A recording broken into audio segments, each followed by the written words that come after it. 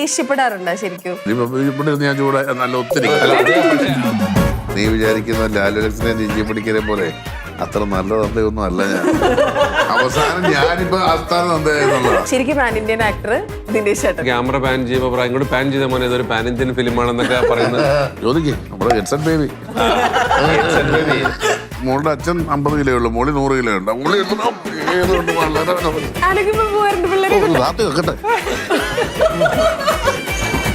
Doctor, advocate, complete professionals. അങ്ങനെ ഒരു ട്രോളും കൂടി വരാനുള്ളൂ. ഗെറ്റ്സൺ ബേബി, ഗെറ്റ്സൺ ബേബി. അതിലേക്ക് തിരിച്ചു വരാം. ചന്ദ്രകാന്തയിൽ ഞാൻ മറ്റേ ക്രൂർ ചെയ്തിട്ടുണ്ട്. അപ്പൊ അങ്ങനത്തെ കുറെ അക്രമങ്ങളൊക്കെ ചെയ്തിട്ടുണ്ട്. അപ്പൊ ഇതൊക്കെ പറഞ്ഞ് ചിലപ്പോ വന്ന് പറയും. അപ്പനൊരു എൻട്രി ഒക്കെ ഇവിടെ ഉണ്ടാവും. വിളിച്ചിട്ട് ഒരു വ്യാഴാഴ്ച ഒന്നും വരാൻ പറ്റും, തിങ്കളാഴ്ച വിളിച്ചിട്ടേ. അപ്പോഴും ഞാൻ ചോദിച്ചു ആരെയാ വേറെ വെച്ചത്? തോളത്ത് കിടന്നിട്ടാ.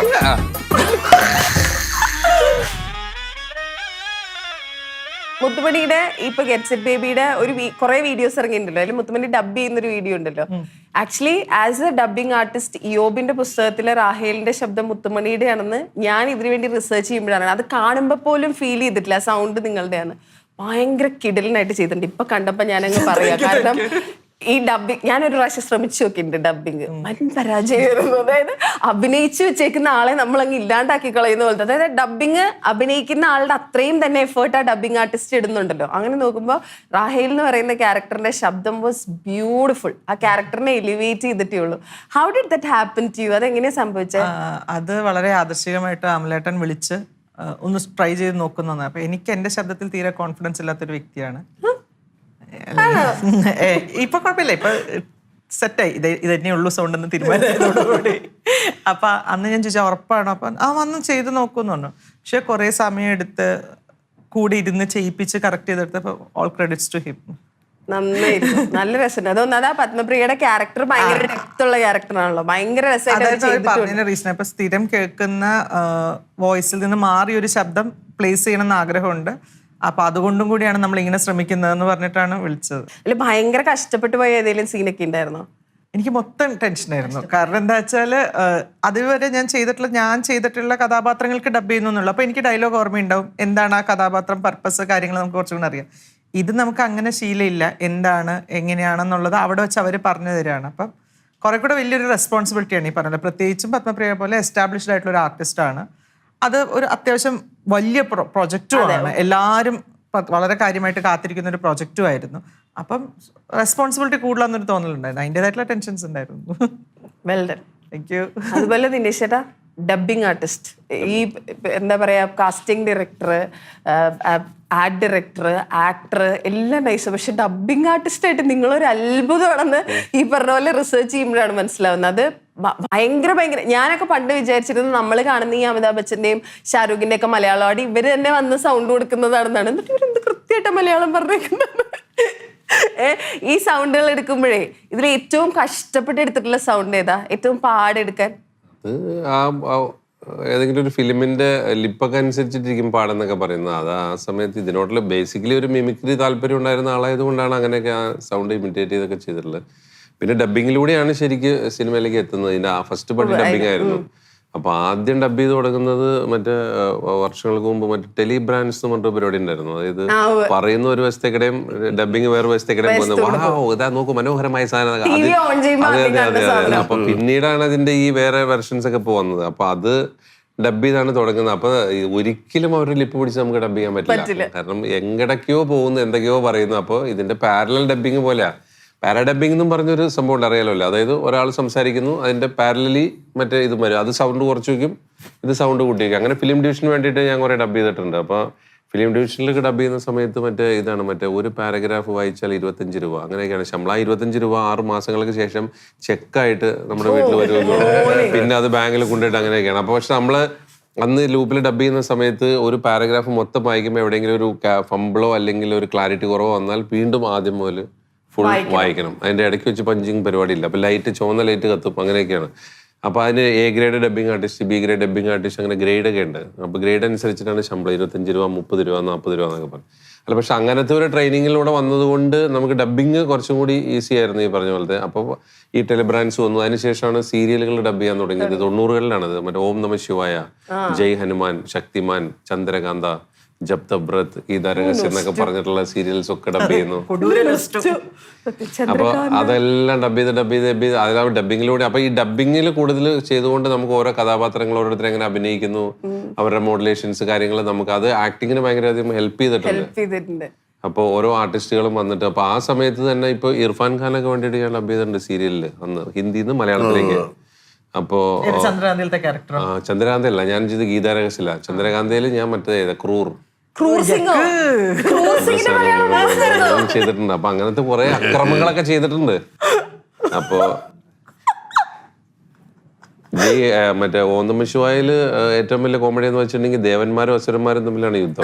അപ്പൊ ഈ ഞങ്ങളൊരു 3 പേരൊക്കെ ചിലപ്പോൾ ഡബ് ചെയ്യണ്ടാവുള്ളൂ. അപ്പൊ ആദ്യം ദേവന്മാരായിട്ട് ഞങ്ങൾ ഡബ് ചെയ്യും, അയ്യോ കൊല്ലല്ലേ വെട്ടല്ലേ എന്നൊക്കെ പറയും. അത് കഴിഞ്ഞിട്ട് അപ്പുറത്തെ ട്രാക്കിൽ പോയിട്ട് ഞങ്ങൾ തന്നെ അസുരന്മാര് കൊല്ലവനെ വെട്ടവനെ എന്നൊക്കെ പറഞ്ഞിട്ട്, അപ്പൊ ദേവന്മാരും അസുരന്മാരും നമ്മൾ തന്നെയാണ് 2 ട്രാക്കിലായിട്ട് ഡബ് ചെയ്യണമെന്നുള്ളൂ. കൊല്ലണത് നമ്മള്, വെട്ടണത് നമ്മള്, വെട്ടുകൊള്ളുന്നത് നമ്മളെന്ന് പറയുന്നത്. അപ്പൊ അതൊക്കെ അന്നത്തെ ഒരു നെസസിറ്റി കൊണ്ട്, വേറെ നിവൃത്തിയില്ലാത്തതുകൊണ്ട് ഇവർ ഇതിനോടുള്ള അമിതമായ ആഗ്രഹങ്ങൾ കൊണ്ടും ഓരോ അക്രമങ്ങളെയും ചെയ്തു പോകുന്നത്. അങ്ങനെയാണ് ആക്ടേഴ്സിന്റെ ശബ്ദം ഉൾപ്പെടെ ഇതിപ്പോ ചെയ്തില്ലേ വേറെ ആരെങ്കിലും ചെയ്യും. അപ്പൊ പിന്നെ നമ്മൾ സർവശക്തി ഉപയോഗിച്ച് അങ്ങനെ ചെയ്യും. അതെ. പിന്നെ സിനിമയിലേക്ക് വന്നപ്പോഴാണ് ഈ പറഞ്ഞ ഇപ്പൊ പറഞ്ഞു വരുമ്പോ ചെമ്പൻ ചേട്ടന് വേണ്ടിട്ട് ഞാൻ ഡബ് ചെയ്തിട്ടുണ്ട്. ഫ്രൈഡേ എന്ന് പറഞ്ഞ മൂവിയില്, ഫഹദിന്റെ മൂവിയില് ചെമ്പൻ പുള്ളിക്ക് ആലപ്പുഴ ഭാഷ വരുന്നില്ല എന്നും പറഞ്ഞിട്ട് ഞാനാണ് ഡബ് ചങ്ങനാശ്ശേരി സ്ലാങ് ആണ് സംസാരിച്ചിരിക്കുന്നത്. സൈജു കുറുപ്പിന് വേണ്ടിയിട്ട് പല സിനിമകളിലും ഡബ് ചെയ്തിട്ടുണ്ട്. ഹലോ, ചോക്ലേറ്റ് പടങ്ങളിലൊക്കെ സൈജുവിന്റെ ഡബ് ചെയ്ത് ഞാൻ. നരേന് വേണ്ടി for the people, by the people, of the people എല്ലാം വിനീത് കുമാറിന് ഡബ് ചെയ്തിട്ടുണ്ട്. ഈ പറഞ്ഞ പല ആക്ടേഴ്സിന് വേണ്ടിയിട്ട് ഡബ് ചെയ്തു. ഷാജുവിന് വേണ്ടി ഡബ് ചെയ്തു, നമ്മുടെ പാലക്കാട് ഷാജുവിന് വേണ്ടിയിട്ട്. വർഗം അല്ല നമ്മുടെ ഞാൻ പഴയ സിനിമകൾ കാണുമ്പോ ടിവിയിലൊക്കെ വരുമ്പോ ഞാൻ ഇത് എന്റെ ശബ്ദമാണല്ലോ എന്ന് പറഞ്ഞ് നോക്കുമ്പോ വേറെ ആക്ടേഴ്സിന് വേണ്ടിയിട്ടാണ്. അന്ന് ഇതിനെ കുറിച്ച് ആലോചിക്കുന്നില്ല. അന്ന് നമ്മളൊരു വരുമാന മാർഗമാണ് ഡബിങ്. നമ്മള് ചെയ്യുന്നു, വിളിക്കുന്നു, ചെയ്യുന്നു. ഞാൻ ഈ ചിരഞ്ജീവിയുടെ പടങ്ങൾ പണ്ട് ചൊവ്വാഴ്ച പടമായിട്ട് വരും. ഭയങ്കര ഇഷ്ടം. കൈതി, അങ്ങനെ കുറെ പടം, തടങ്കൽ പോകൊണ്ട് കുറെ പടം, അംബരീഷിന്റെ ഒക്കെ എല്ലാ പടവും കാണുമല്ലോ നമ്മള്. അപ്പൊ ചിരഞ്ജീവിക്ക് ഡബ് ചെയ്യുന്ന ഹരിച്ചേട്ടൻ എന്ന് പറഞ്ഞൊരാള്. മദ്രാസ് ചെന്നപ്പോ നമ്മുടെ ഈ ഡബിങ് അസിസ്റ്റന്റായിട്ട് ഡബിങ്ങിന് ഹരിച്ചേട്ടൻ വരും. അപ്പം ചിരഞ്ജീവി ശബ്ദം കൊടുക്കുന്ന ആളാണ്.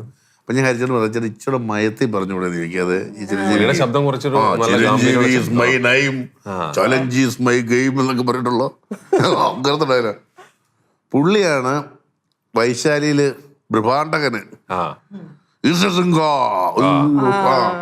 അത് ശ്രീരാമേട്ടന് സൗണ്ട് കൊടുത്തേക്കുന്ന പുള്ളിയാണ്. അങ്ങനത്തെ ഒരു വോയിസ് പുള്ളിയുടെ. പക്ഷെ നമുക്ക് ആരാധനയാണ് പുള്ളി. എത്രയോ പടങ്ങള്, അംബരീഷ്, പ്രഭാകർ, കന്നഡ, തെലുങ്ക് പടങ്ങൾ ചൊവ്വാഴ്ച പടങ്ങളായിട്ട് വരുമായിരുന്നു. അപ്പൊ മുഴുവൻ ഈ മദ്രാസിലുള്ളവരാണ് ഇത് ചെയ്യുന്നത്. നമുക്കിപ്പോ ജോണി ചേട്ടൻ ചിരഞ്ജീവി ഹരിച്ചേട്ടൻ എന്ന് പറഞ്ഞ പോലെ നമ്മള് ജിസ് ജോയിനെ അല്ലു അർജുൻ പരസ്യം അല്ല. ഞാൻ ഈ ഡബിങ് പടങ്ങളൊക്കെ ഇവിടെ ഇങ്ങനത്തെ തിയേറ്ററിലൊക്കെ വരുന്നതിന് ഒരു കാലഘട്ടം മുമ്പ് ഞാൻ പ്രഭാസിനെ ഡബ് ചെയ്തിട്ടുണ്ട്. പൗർണമി എന്ന് പറയുന്ന മൂവിയില് ഗോപിചന്ദിനെ ഡബ് ചെയ്തിട്ടുണ്ട്, നാഗാർജുനക്ക് ഡബ് ചെയ്തിട്ടുണ്ട്. ഇവർക്കൊക്കെ അത്രയും പ്രഭുദേവയ്ക്ക് ഡബ് ചെയ്തിട്ടുണ്ട്. തമിഴിൽ തന്നെ ഒരു നാള് ഡെവിൾ എന്ന് പറഞ്ഞ മൂവി വന്നില്ലേ, അതിനൊക്കെ ഡബ് ചെയ്തിട്ടുണ്ട്. അപ്പൊ അത് ഡബിങ് ഇപ്പൊ അങ്ങനെ വേറെ ക്യാരക്ടേഴ്സിന് ഡബ് ചെയ്യാൻ പോകാറില്ല. ഞങ്ങളോട് എന്തെങ്കിലും അമിതാഭ് ബച്ചന്റെ സൗണ്ടിൽ സംസാരിക്കോ? അമിതാഭ് ബച്ചന്റെ സൗണ്ടിൽ എനിക്ക് ഏറ്റവും ആരാധന അമിതാഭ് ബച്ചന്റെ സൗണ്ട് എടുക്കുന്നത്. ഞാൻ മിമിക്രിയിലേക്ക് തന്നെ ഇൻട്രസ്റ്റഡ് ആയത് അബീക്കയുടെ മിമിക്രി കണ്ടാണ്. നമ്മുടെ അടുത്തായിരുന്നു മൂവാറ്റുപുഴ, എന്റെ നാട് പെരുമ്പാവൂരാണ്. അപ്പോൾ ഈ കലാരംഗത്തേക്ക് തന്നെ തിരിയുന്നത് അബീക്കയുടെ മിമിക്രി കണ്ടിട്ടാണ്. അപ്പൊ പുള്ളിയുടെ ആ ഹൈറ്റിൽ മറ്റേ കോട്ടൊക്കെ ഇട്ട് വന്നിട്ട് അമിതാഭ് ബച്ചന്റെ ഇത് പറയുമല്ലോ,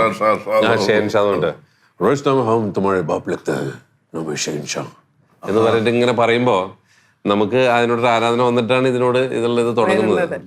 അതാണ് ഞാൻ ഏതൊരു വീഡിയോയുടെ തംബ്ലൈൻ പോലെ കണ്ടായിരുന്നു. അബീക്കയും ജയറാമേട്ടനുമാണ് എന്നെ ഏറ്റവും ഇൻസ്പയർ ചെയ്തിട്ടുള്ളത്. അവര് ജയറാമേട്ടൻ നമ്മുടെ നാട്ടുകാരൻ തന്നെ. പക്ഷെ ജയറാമേട്ടൻ ഞാനൊക്കെ സ്കൂളിലൊക്കെ എത്തിയപ്പോഴത്തേക്കും പുള്ളി കുറച്ച് സീനിയർ ആയിട്ട് പോയി. അപ്പൊ നമുക്ക് കറക്റ്റ് അബീക്കയുടെ സമയത്താണ് വരുന്നത്. അപ്പൊ അബീക്ക ആ താരമാണ്.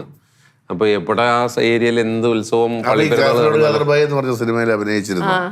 അന്ന് അമിതാഭ് ബച്ചനെ ഇമിറ്റേറ്റ് ചെയ്യുന്നുണ്ട്. അപ്പൊ ഞാൻ അസിസ്റ്റന്റ് ഡയറക്ടറാ. ഓ ശരിയാണ്. അതൊക്കെ കിടിലൻ സിനിമകളായിരുന്നു. പിന്നെ നമുക്കൊരു ഞാനിങ്ങനെ ഓരോ ആളുകളെ കാണുമ്പോൾ ഒബ്സർവ് ചെയ്യും. അപ്പോൾ അവരുടെ രീതി ഇമിറ്റേറ്റ് ചെയ്യാൻ ശ്രമിക്കാറുണ്ട്. അങ്ങനെ സൗണ്ടിന്റെ പെർഫെക്ഷൻ വന്നില്ല, അവരുടെ രീതികൾ എങ്ങനെയാണ്, അവർ സംസാരിക്കുന്നത് എങ്ങനെയാണ്, അവരുടെ മാനറിസംസ് എങ്ങനെയാണ്. അപ്പോൾ അത് വെച്ച് നമ്മൾ പറയുമ്പോൾ ഓട്ടോമാറ്റിക്കലി നമുക്ക് ഡബ്ബിങ്ങിന് പോയാൽ കുറച്ച് സൗണ്ട് കിട്ടും. അങ്ങനെ ഭയങ്കര എക്സാക്ട് കിട്ടിയില്ല ആ ആളെ വ്യക്തിനെ നമുക്ക് ഉള്ളിലുണ്ടെങ്കിൽ നമുക്ക് അവരുടെ ഇതിനു വേണ്ടി ഡബ് ചെയ്യുമ്പോൾ നമുക്ക് ഇപ്പൊ ഈ മകരൻ ദേശ്പാണ്ഡേക്ക് അങ്ങനെയാണ്. ഞാൻ അയാൾക്ക് ഡബ് ചെയ്യുമ്പോൾ അയാളുടെ എന്താ ബയ്യ ബയ്യ എന്താ അതിലങ്ങാണ്ട് ഒരു വാക്കെന്തോ ഉള്ളു അല്ലേ, ആ ഒരു വാക്ക് ഡബ് ചെയ്യാൻ വേണ്ടി വന്നിരുന്നു. അപ്പൊ പുള്ളി ഏത് പടത്തിൽ അഭിനയിച്ചാലും ഡബ് ചെയ്യാൻ വിളിക്കും. അപ്പൊ ഫസ്റ്റ് ആമേനിലായിരുന്നു. അപ്പൊ ആ പുള്ളിയുടെ രീതി എനിക്ക് നേരത്തെ പുള്ളിനെ അറിയാം. ബോംബെയില് പുള്ളിയുടെ ആക്ടിങ്ങും പുള്ളിയുടെ സിനിമകൾ ഞാൻ ഇഷ്ടം പോലെ കണ്ടിട്ടുണ്ട്. സത്യ, പ്രഹാർ, കുറെ ഫിലിംസിൽ കണ്ടിട്ടുണ്ട്. പുള്ളി ഡ്രാമ ആക്ടറാണ്, തിയേറ്റർ ആർട്ടിസ്റ്റാണ്. അപ്പോൾ ഇദ്ദേഹത്തിന്റെ മാനറിസംസും ഈ രൂപഭാവങ്ങളൊക്കെ നമുക്കറിയാം. അപ്പൊ പുള്ളിക്ക് ഡബ് ചെയ്യാൻ പോകുമ്പോൾ നമുക്കത് കുറച്ചും കൂടി ഫെമിലിയർ ആവുമല്ലോ. അങ്ങനെയാണ് പുള്ളിയായിട്ട് എന്തോ ഒരു മാച്ച് വന്നത്. ആ ഒരു പടത്തിൽ വന്നോണ്ട് പിന്നെ പുള്ളി അഭിനയിച്ച എല്ലാ പടത്തിലും. പുലിമുരുകനിലൊക്കെ മറ്റേ ഡയലോഗ് ഉണ്ടല്ലോ, നമ്മളെപ്പോഴും മീമുകാരൊക്കെ എടുത്ത് ട്രോളുന്ന മറ്റേ ലക്ഷത്തിലൊന്നേ കാണൂ ഡാഡി ഇവനെ വിട്ടുകളയരുത്, ലക്ഷത്തിലൊരു പീസേ കാണൂ, ഇങ്ങനെ ചേർത്ത് പിടിക്കണം എന്നൊക്കെ പറഞ്ഞിട്ട് പറയുന്നത്. അതാ ലാലേട്ടനെ കുറിച്ചാണ് ആ ഡയലോഗ് പറഞ്ഞതുകൊണ്ടാണ് ആ ഡയലോഗിന് കൈയടി. പക്ഷെ അത് പിന്നെ ഈ പറഞ്ഞ മാതിരി നമ്മൾ ട്രോളിന് ഒരുപാട് ഉപയോഗിച്ചിട്ടുള്ള ഡയലോഗ്. അത് ഈ ഡബിങ്ങിൽ ഇപ്പൊ ഈ പറഞ്ഞ പോലെ ഒബ്സർവ് ചെയ്യുന്ന പറഞ്ഞല്ലോ, ഹാസ് ദാറ്റ് ഹെൽപ്ഡ് കാസ്റ്റിംഗിന്? തീർച്ചയായിട്ടും ഇതെല്ലാം ഈ പ്രോസസ്സിലേക്ക് ഹെൽപ്പ് ചെയ്യുന്ന പരിപാടികളാണ്. നമ്മൾ ആളുകളെ കാണുമ്പോൾ ശ്രദ്ധിക്കുന്നു, അവരുടെ മാനറിസംസ് ശ്രദ്ധിക്കുന്നു, അവരുടെ ശബ്ദം, അവരുടെ രൂപം, ഭാവം ശ്രദ്ധിക്കുമ്പോൾ ഇത് കാസ്റ്റ് ചെയ്യുന്ന സമയത്തായാലും ഡബ് ചെയ്യുന്ന സമയത്തായാലും അഭിനയിക്കുന്ന സമയത്തായാലും. ഈ കാസ്റ്റിങ്ങിന്റെ കാര്യം പറയുമ്പോഴേ അതിൽ ഭയങ്കര ഡൗട്ട് വന്നിട്ടുള്ള ഒരു കാര്യമാണ്. അതായത് ഇപ്പൊ തട്ടത്തിൻ മറയത്ത് സിനിമയിൽ ഇഷാ തൽവാറിനെ പോലെ എന്താ പറയുക, ഒരു കംപ്ലീറ്റ് മോഡൽ ഫിഗറുള്ള ഒരാള്, അങ്ങനെ നമ്മൾ മോഡേൺ ആയിട്ട് മാത്രം കാണുന്ന ആള്, പക്ക തലശ്ശേരിക്കാരി തട്ടോട്ട പെൺകുട്ടിയായിട്ട്. അതായത് ആ ഐഡിയയുടെ പിന്നിൽ എന്തായിരുന്നു? ഐഡിയയുടെ പിന്നിൽ വിനീത് മാത്രമായിരുന്നു. ഞാൻ ഇഷ ഒരു മോഡലായിരുന്നു. ഞാൻ സംവിധാനം ചെയ്ത പരസ്യത്തിൽ അഭിനയിക്കാൻ വേണ്ടിയാണ് ബോംബെയിൽ നിന്ന് വന്നത്. അപ്പോൾ 1-2 പരസ്യങ്ങൾ ചെയ്തു. അപ്പോൾ വിനീതും ജോമോനും ഉണ്ടായിരുന്നു ക്യാമറമാൻ. അപ്പോൾ ഞങ്ങളുടെ ഡിസ്കഷനിലാണ് വിനീത് തന്നെ ചോദിച്ചത്, നമുക്ക് നോർത്തിൽ നിന്ന് ആരെങ്കിലും ഇറക്കില്ല. അപ്പൊ ഞാൻ ഈ ഡൗട്ട് ചോദിച്ചു, നോർത്തിൽ നിന്ന് വന്നാൽ അവരുടെ ഒരു ടെക്സ്ചറൊക്കെ ഇതൊരു വേറെ ആവുമല്ലോ എന്നുള്ളത്. അപ്പോൾ നമുക്ക് നോക്കാമെന്ന് പറഞ്ഞപ്പോൾ ഞാൻ ഈ ഫോട്ടോ കാണിച്ചപ്പോഴാണ് ജോമോൻ ഓൾറെഡി എൻ്റെ ആഡ് ഷൂട്ട് ചെയ്തിട്ടുള്ളതാണ് ഇഷാനെ വെച്ചിട്ട്. അപ്പോൾ ജോം ഒരു നല്ല ഫീച്ചേഴ്സ് ഉള്ള ഇതാണ്, പക്ഷെ നോർത്തി ലുക്കാണ്. അവർ ഷീസ് പഞ്ചാബി. അപ്പോൾ അങ്ങനെയാണെന്ന് പറഞ്ഞു. അപ്പോൾ വിനീതാണ് പറയുന്നത്, നമുക്ക് കോസ്റ്റ്യൂം കൊടുത്ത്, സമീറ ആയിരുന്നു കോസ്റ്റ്യൂം, നമുക്ക് കോസ്റ്റ്യൂം കൊടുത്തൊന്ന് ട്രയൽ നോക്കിയാലോ എന്ന് ചോദിച്ചു. അങ്ങനെ ബോംബെയിൽ നിന്ന് വരുത്തിച്ചിട്ട് ആ വെള്ള ചുരിദാറിൽ ആ ഇതിൽ പോസ്റ്ററിൽ കാണുന്ന കോസ്റ്റ്യൂം ഇട്ടിട്ട് ഒരു അന്ന് 5D ക്യാമറ വെച്ചിട്ട് മോക്ക് ഷൂട്ട് നടത്തി നോക്കിയതാണ്. അപ്പോൾ ആ വിനീതിന്റെ കാൽക്കുലേഷൻ കറക്റ്റ് ആയിരുന്നു. ആ സാധനം ഇങ്ങനെ വന്നപ്പോൾ നമുക്ക് തന്നെ തോന്നിയോ ഇത് ആയിഷ, ഓക്കെ മലബാറിലുള്ള ചുറ്റുമുള്ള ഒന്നും കാണാൻ പറ്റുന്നില്ല സാറേ എന്നുള്ള ഡയലോഗ് കറക്റ്റ് ആണ്. അപ്പൊ അത് വിനീതിന്റെ തന്നെ, വിനീതിന് വേണ്ടി ഞാൻ മറ്റേ തിരയിലും ജേക്കബിന്റെ സ്വർഗരാജ്യവും ചെയ്തിരുന്നു, കാസ്റ്റിംഗ് ചെയ്തിരുന്നു. അപ്പൊ വിനീതിന്റെ ടേസ്റ്റ് നമുക്ക് പെട്ടെന്ന് അറിയാൻ പറ്റും. അശ്വിൻ ഇപ്പൊ വലിയ ആക്ടറായില്ലേ? അശ്വിന്റെ ഭയങ്കര നല്ല ക്യാരക്ടറായിരുന്നു. പുള്ളിനെ നമ്മൾ അതിനു മുമ്പ് കണ്ടിട്ടില്ലല്ലോ. അപ്പൊ ആക്ച്വലി അശ്വിൻ അതിൽ വേറൊരു ക്യാരക്ടറിന് വേണ്ടിയിട്ടാണ് വന്നത്. അത് ഓഡിഷൻ ചെയ്ത് ഷൂട്ടും ചെയ്തതാ. അത് കഴിഞ്ഞിട്ട് ഈ നമ്മൾ മെയിൻ വില്ലനായിട്ട് വെച്ചിരുന്ന ആള് വന്നില്ല, ഒരു ആക്ടറായിരുന്നു. എന്നുവെച്ചാൽ സാങ്കേതിക പ്രശ്നങ്ങൾ കൊണ്ടാണ്. ചെന്നൈയിൽ നിന്ന് നടുവരേണ്ട എനിക്ക് ഗൗതം സാറിനെ ആയിരുന്നു പ്ലാൻ ചെയ്യുന്നത്, പുള്ളിക്ക് വരാൻ പറ്റിയില്ല. ചെന്നൈയില് വെള്ളപ്പൊക്കമൊക്കെ ആയിട്ട്. അതെ, തമിഴ് പറയുന്ന മലയാളി എന്നുള്ള ഒരു ക്യാരക്ടർ. അപ്പൊ അങ്ങനെയാണ്. പിന്നെ അശ്വിന്റെ പെർഫോമൻസിൽ എല്ലാവരും ഭയങ്കര ഇംപ്രസ്ഡ് ആയിരുന്നു. രഞ്ജി സാറാണ് പറഞ്ഞത്, രഞ്ജി പണിക്കർ സാറാണ് പറഞ്ഞത്, നമുക്ക് ഒരു സീൻ ചെയ്യിക്കാൻ വിനീത്, ആ ഒരു സീൻ എങ്ങനെയുണ്ടെന്ന് നോക്കിയിട്ട് നമുക്ക് ഡിസൈഡ് ചെയ്യാൻ തുടങ്ങി. പക്ഷെ ആ ഒരു സീൻ അന്ന് ഷൂട്ടിങ്ങിന് അവിടെ കൈയടിച്ചു ആൾക്കാര്. അപ്പൊ പിന്നെ ഇവർക്കൊന്നും ചിന്തിക്കേണ്ടി വന്നില്ല. പിന്നെ അത് നേരെ ഗോത്രമായിരുന്നു.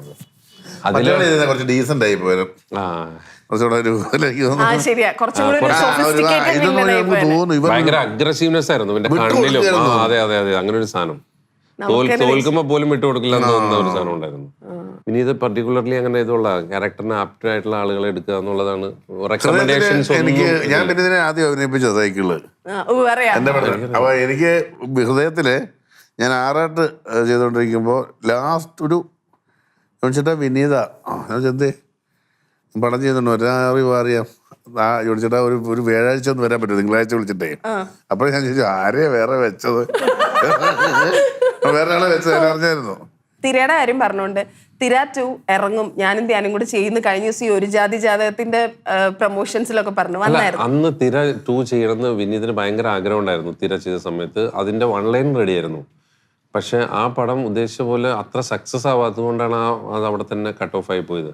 ഇപ്പൊ കാര്യങ്ങൾ മാറി മറിഞ്ഞ് വരുന്നുണ്ട്. കുറെ പേര് തീരാറ്റൂവിനെ കുറിച്ച് ചോദിക്കുന്നുണ്ട്. കാരണം ഭയങ്കര റെലവെന്റ് ആയിട്ടുള്ള ഒരു തീമാണ് അന്ന് ചെയ്തത്. പക്ഷെ കുറച്ച് അഡ്വാൻസ് ആയിട്ട് ചെയ്തു പോയതായിട്ട് ആൾക്കാർ ഇപ്പഴിറങ്ങേണ്ട പടം അന്ന് ഇറങ്ങിപ്പോയി എന്നുള്ളൊരു ഫീൽ. ഒക്കെ പോലെ ചിലപ്പോ അതെ, ചിലപ്പോൾ തീരാറ്റു സംഭവിക്കാനുള്ള സാധ്യത ഞാനും കാണുന്നുണ്ട്. അങ്ങനെയാണെങ്കിൽ വീണ്ടും ഇറങ്ങേണ്ടി വരും കുറെ ആൾക്കാരെയൊക്കെ തപ്പി വീണ്ടും കാസ്റ്റിംഗ് ഡയറക്ടറുടെ വേഷം എടുത്തിടേണ്ടി വരും. അല്ല, only for Venice. ഏതെങ്കിലുമൊക്കെ ഇടയ്ക്ക് സമയം കിട്ടുകയാണെങ്കിൽ റൈറ്റിലേക്ക് നോക്കത്. നിങ്ങളൊക്കെ മോൻ കൊടുത്തോ കേട്ടോ, പറ്റില്ല. അപ്പൊ ഗെറ്റ് സെറ്റ് ബേബി. രണ്ടാമത്തെ ഭാഗത്തെ കുറിച്ച് ചോദിക്കണല്ലോ. പക്ഷെ CID മൂസയ്ക്ക് മുമ്പ് പറക്കും തളികയില്, അതായത് ജോണി ആന്റണി എന്ന് പറയുമ്പോ ഇപ്പോഴും പറക്കും തളികയില് മെരപ്പയർ ഇതൊക്കെയാണ് ഓർമ്മ വരിക പെട്ടെന്ന്. അത് നമുക്ക് അത് ഇപ്പൊ കുറെ സീനുകൾ വരുമല്ലോ ഇങ്ങനെ റീലൊക്കെ ആയിട്ട്. അതായത് ഒരാള് കോമഡി ചെയ്യുന്നു, അപ്പുറത്ത് നിൽക്കുന്നത് ചിരി കടിച്ചു പിടിക്കാൻ പറ്റാണ്ട് നിൽക്കുന്നത്. അങ്ങനത്തെ എന്തെങ്കിലും സംഭവിച്ചിട്ടുണ്ടോ? കാരണം അതില് തുരുതുരാ കോമഡികളാണ്. ജോണി ചേട്ടൻ പറയുന്നു, ഹനീഫിക്ക പറയുന്നു, ഉണ്ടോ? ഞാൻ പഠിക്കുന്ന കാലത്ത് സെക്കൻഡ് ലാംഗ്വേജ് ഹിന്ദി ആയിരുന്നു. പിന്നെ SLCക്ക് എനിക്ക് 36 മാർക്ക് ഉണ്ടായിരുന്നു ഹിന്ദിക്ക്. 50 ഹിന്ദി. പിന്നെ പക്ഷെ എന്നാലും വലുതായിട്ട് കാര്യങ്ങൾ അറിയില്ല. മറ്റേ ഗായ് പാൽത്തു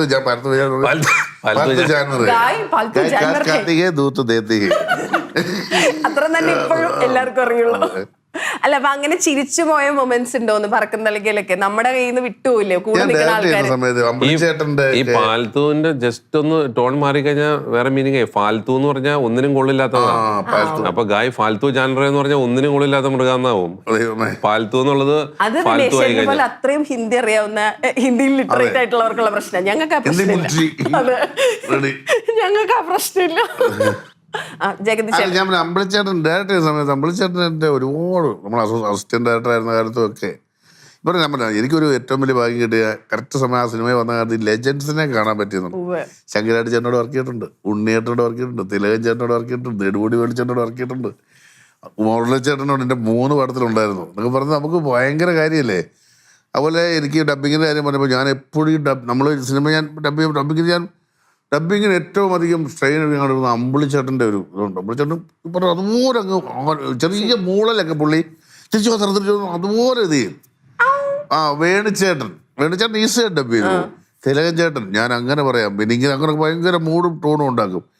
പിന്നെ മമ്മൂക്ക ഡബ് ചെയ്യുന്നതാണ് ഡബിങ്.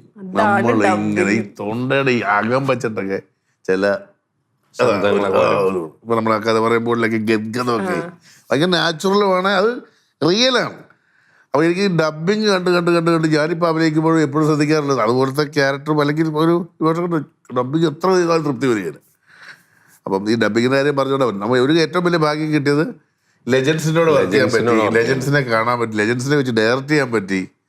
അതൊക്കെ ഒരു വലിയ ഭാഗ്യമാണ്. അപ്പം നമ്മൾ ഇപ്പം ഈ ചിലപ്പോൾ കമ്പാരിസണൊക്കെ വരാറുണ്ട്. ഇപ്പം പഴയ കാലത്ത് നമ്മളൊക്കെ അത് നേരെയാകാറുണ്ട്. ഒരിക്കലും സച്ചിൻ ടെണ്ടുൽക്കർ ഒന്നും ഇനി ഉണ്ടാവാൻ പോകുന്നില്ല. അപ്പം നമുക്കൊരു ലീഗെങ്കിലും കളിച്ച് പോകുന്നതേ ഉള്ളൂ. ഞാനിങ്ങനെ സൈഡിൽ കൂടെ പൊക്കോളാണ്. പക്ഷെ ഞങ്ങൾ അങ്ങനെ കാര്യമായിട്ട് വിടാൻ തീരുമാനിച്ചിട്ടില്ല. എൻജോയ് ചെയ്യുന്നുണ്ട്, നൈസാണ്. മുത്തുമണി, വാലന്റൈൻസ് ഡേയിലാണ് നമ്മളിരുന്ന് സംസാരിക്കുന്നത്. നല്ലോണം പ്രേമിച്ച് കല്യാണം കഴിച്ച ഒരാളല്ലേ? അതെ. അപ്പൊ what is a valentine to you? പ്രണയം എന്ന് പറഞ്ഞാൽ എന്താണ്? വളരെ പേഴ്സണൽ ആണ്. അല്ല, ഞാൻ ഉദ്ദേശിച്ചത് നമ്മളിപ്പോ പ്രണയം എന്ന് പറയുമ്പോൾ ചില ആൾക്കാര് ഡീപ്പ് ഭയങ്കര സെന്റിമെന്റൽ ആയിട്ടുള്ള ഭയങ്കര ഇമോഷണൽ ആയിട്ടുള്ള അങ്ങനെ പറയും. അതല്ലെങ്കിൽ ഫ്രണ്ട്ഷിപ്പ് എന്ന് പറയില്ലേ? അങ്ങനെ ഒരു ഒറ്റ വാക്കിൽ നിർവചിക്കാൻ പറ്റുന്ന ഒന്നല്ലല്ലോ. ആണോ? തിരിച്ചതേ ചോദ്യം ചോദിച്ചാല് എനിക്ക് ഓൾമോസ്റ്റ് ഫ്രണ്ട്ഷിപ്പ്. എന്നെ സംബന്ധിച്ചതും വളരെ പേഴ്സണൽ ആയിട്ടുള്ള ഒരു എന്താ പറയാ കൂട്ടായ്മ എല്ലാം അതിൻ്റെ അകത്തുണ്ട്. ഫ്രണ്ട്ഷിപ്പ് ഉണ്ട്, സൗഹൃദമുണ്ട്, ഒരു നമ്മളെന്താ പറയുക ഒരു ഓപ്പൺ ക്രിറ്റിസിസം ഉണ്ട്. ആസ് വി ഗ്രോ ടുഗെദർ അങ്ങനെ ഒരു പ്രോസസ്സ് ഉണ്ടല്ലോ, ഗ്രോയിങ് ടുഗെദർ എന്ന് പറയുന്ന ഒരു പ്രോസസ്സ്. അപ്പം നമുക്ക് പരസ്പരം ഫീഡ്ബാക്ക് കൊടുക്കാൻ പറ്റും, പരസ്പരം ഗ്രോത്തിന് കാരണക്കാരാക്കാൻ പറ്റും. അപ്പം it's A very personal Inter relation എന്ന് വേണ്ടി പറയാൻ പറ്റും. ഓക്കെ. പ്രണയ ദിനത്തിൽ ഇനി February 21 ഇറങ്ങാനിരിക്കുന്ന സിനിമയെ കുറിച്ചാണ് പറഞ്ഞുകൊണ്ടിരിക്കുന്നത്. ഇപ്പം ഫറയുടെ ഏതോ ഒരു വീഡിയോയിൽ ഇങ്ങനെ പറഞ്ഞിട്ട് ഇത് ഇപ്പോൾ ഈ കാലഘട്ടത്തിന്റെ സിനിമയാണ്, ഇപ്പോൾ ഇറങ്ങുകയാണെങ്കിൽ ഈ സിനിമ. എന്തുകൊണ്ടാണ് ഫറാസ് ഈ സിനിമയെ പറ്റി അങ്ങനെ പറഞ്ഞതെന്ന് ചോദിച്ചാൽ ജോണി ചേട്ടൻ എന്താ പറയാ? അതല്ലേ നല്ലത്, അത് ആളുകൾ തിയേറ്ററിൽ കേട്ടിട്ട് പറയട്ടെ. അതെ,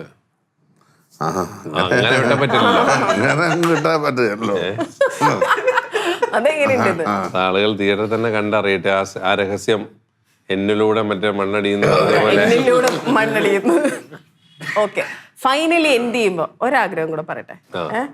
SRKയുടെ സൗണ്ടില് തിയേറ്ററിൽ വന്ന് ഗെറ്റ് സെറ്റ് ബേബി ഫെബ് 21 കാണണമെന്നൊന്ന് പറയോ? അത് ഞാനോ? ആ അല്ലാണ്ട് ഞങ്ങൾക്ക് രണ്ടുപേർക്ക് അത് പറ്റില്ല അതിന്റെ ചേട്ടാ. അതെ, ഞങ്ങൾക്കൊന്നും നടക്കില്ല.